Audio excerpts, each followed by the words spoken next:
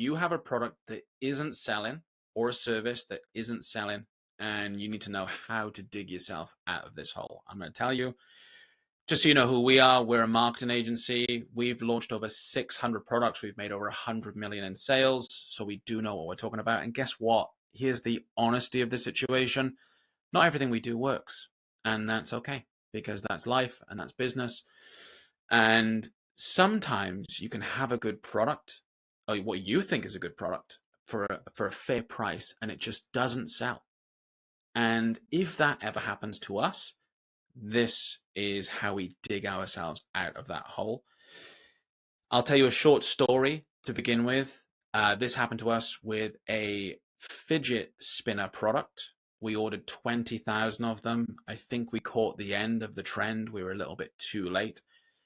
And 20,000 was just way too many. What happened was we sold 2,000 units. We went out to our audiences, email lists, Facebook ads. We used Kickstarter. We just couldn't sell 20,000 units. We could only sell 2,000. So we were stuck with 18,000 in our warehouse. I did one Facebook ad using this method, and we sold all 18,000 units, then reordered it, and then sold another 5,000 units of it before we discontinued. So very, very, very good system. Let's explain.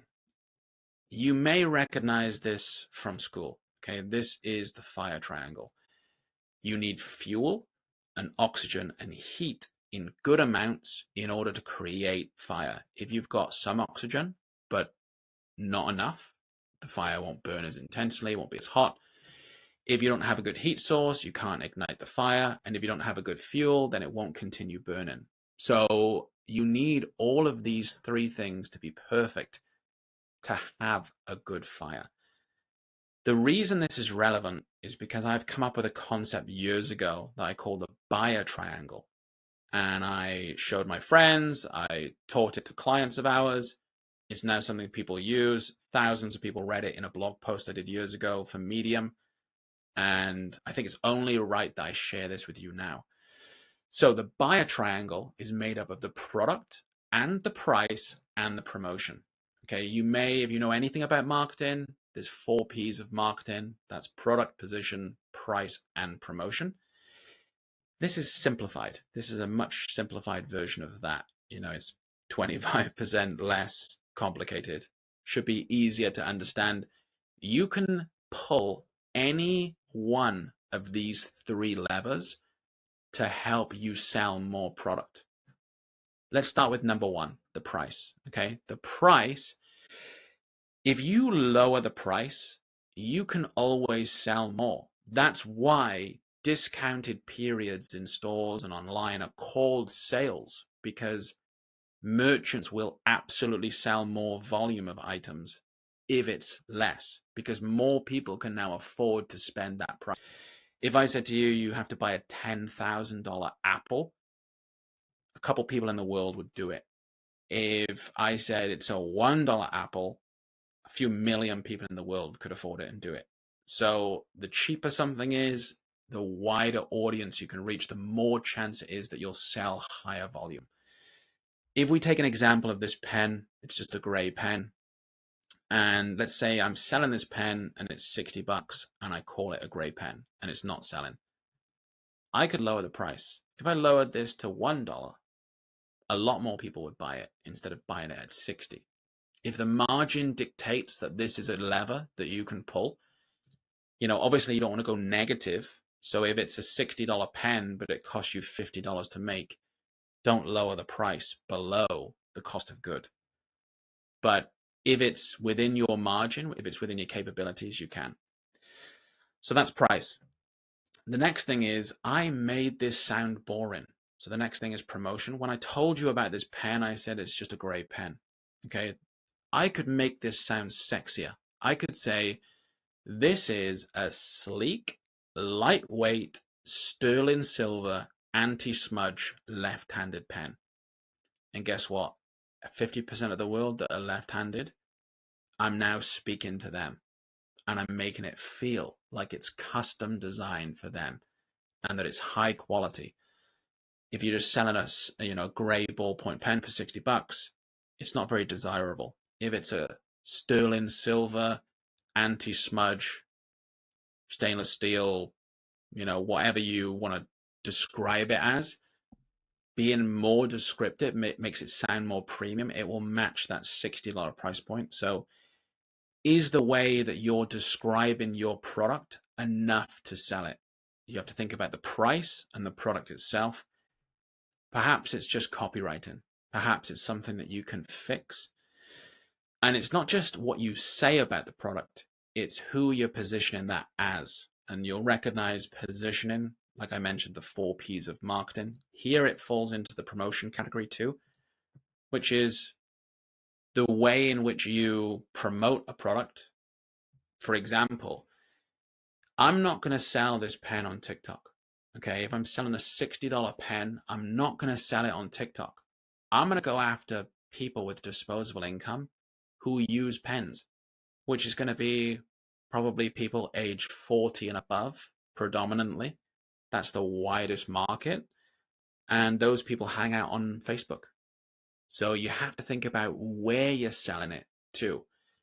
So if you have a service, as an example, I'll tell you an exact problem of a client of ours. They call us up. They say, hey, we're selling these oversized hoodies. We sell super thick hoodies and we cannot crack Dubai. And I just Googled weather in Dubai and it was the middle of summer. It's the desert. It's boiling hot. It's got nothing to do with the price. It's got nothing to do with the product because it sells everywhere else. It's got to do with the fact that they're trying to promote a big, oversized, warm hoodie in the middle of summer in Dubai. So it's the promotion that was the problem.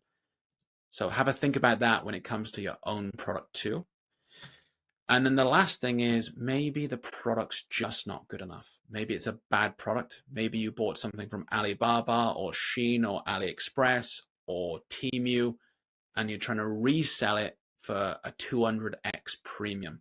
Maybe this pen cost you 50 cents. They're a dime a dozen. You can find them in any gas station. And you end up saying this is a $1,000 pen. And you wonder why you're not selling any. Maybe it's just not a good enough product. And you have to be honest with yourself. Some bad products just won't sell. And that's okay. But can you change the product at all? Can you give added value to this pen or make more margin on this pen by repackaging the product? So if I wanted to sell this pen and I was stuck with a load of inventory, maybe I would do a creative writing course where you get a custom engraved pen for everyone that signs up. You join a creative writing course, you pay $2,000 to get one-on-one with an author, and as a gift, you get a custom engraved pen to start your creative writing journey. So I'm not selling pens. I'm selling something much, much, much more valuable than a pen, and I'm able to offload that stock. Maybe it's, buy one, get 6 free. Maybe I'm not selling pens to individuals. Maybe I'm only doing bulk buys, and I do this for corporate businesses, and they have to buy 200 pens at a time, but they get a big discount. So think about the way in which you sell the product too. Can you make the product more valuable to the buyer? It's not always about price. Sometimes it's about the product itself. Could it be a better packaging? Could it be custom engraved? Could it look better? And let me just kind of run through this. The way in which you position a product, okay, is either first, best, or cheapest. First, best, cheapest. You're either the first to sell coconut water with added electrolytes. That's an example of a product. You are the first person in the world to sell coconut water with added electrolytes. That makes you the first. If you were discounted, let's say you were called like discount coconut water or discount cocoa, you'd be a much cheaper price. Now you'd be competing on price. You'd be considered the cheapest. That would be your positioning, that we're the cheapest. Think Walmart, think Whole Foods. One of them is known and positioned as selling cheap food. The other one is known as selling the best quality food.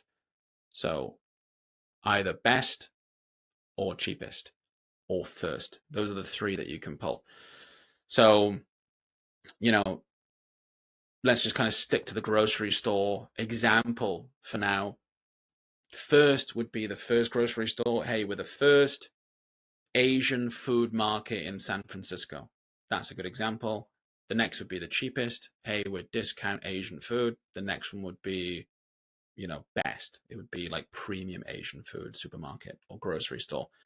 So your positioning counts, and your assets, your branding, the things that you share, your videos, your photos, your website, they all need to match your positioning. If you say we're the best ever and your photos and your website are trash, then they're not going to believe you. So you need to invest as much in yourself and in your product as you expect your buyers to invest in you. So just be honest with yourself as well and say, like, is this really about, a slightly cheaper price? Or maybe I, put the promotion in the wrong area or on the wrong platform. Is it about that? Or is it just that the product's not good enough? And that does happen to a lot of people. The product's just not good enough. It's not unique. It doesn't really stand out. It's not overly cheap. It's kind of like mid-range. So it's competing against so much else in the market.